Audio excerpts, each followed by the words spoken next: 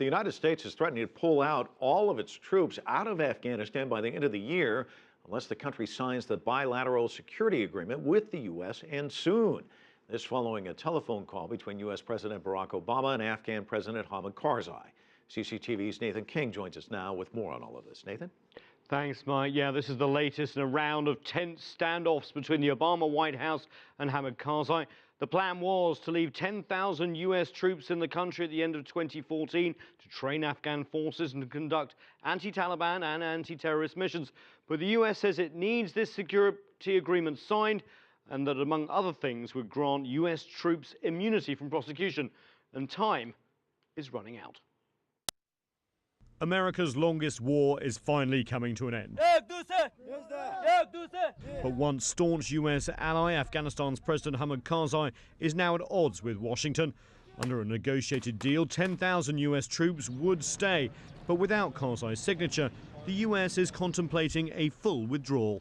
The president has tasked the Pentagon with preparing for the contingency that there will be no troops in Afghanistan beyond 2014. The Pentagon has admitted that pulling out all troops, the zero option as it's called, could complicate counter-terrorism operations. But it's backing the White House. In a statement, U.S. Secretary of Defense Chuck Hagel said this is a prudent step, given that President Karzai has demonstrated that it's unlikely that he will sign the Bilateral Security Agreement, which would provide the Department of Defense personnel with critical protections and authorities after 2014. Close NATO allies that have troops on the ground in Afghanistan are urging Karzai to sign the agreement. We strongly encourage President Karzai and the Afghan government to do that. Karzai, however, wants his successors to sign the agreement. After all, that's who will be responsible for implementing it. Afghan elections are set for April, and a new leader should emerge by the summer. Complicating matters are potential negotiations with the Taliban. Karzai, backed by the new government in neighbouring Pakistan, wants to negotiate with the insurgents to end the conflict. Signing an agreement on US forces could complicate that. There are also sovereignty issues at stake.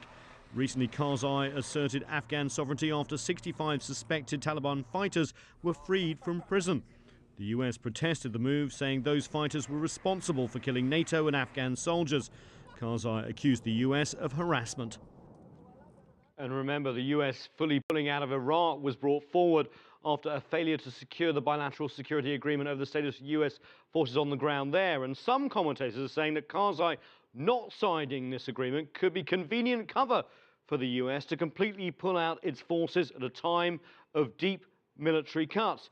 This also could put an end to an unpopular war which has claimed more than 2,000 US lives and cost taxpayers hundreds of billions of dollars. However, due to the instability in Afghanistan, which is likely beyond 2014, many in the US and the international community would like some forces to stay behind to encourage stability and counter the continued threat from terrorism. Mike? All right, Nathan, thanks so much.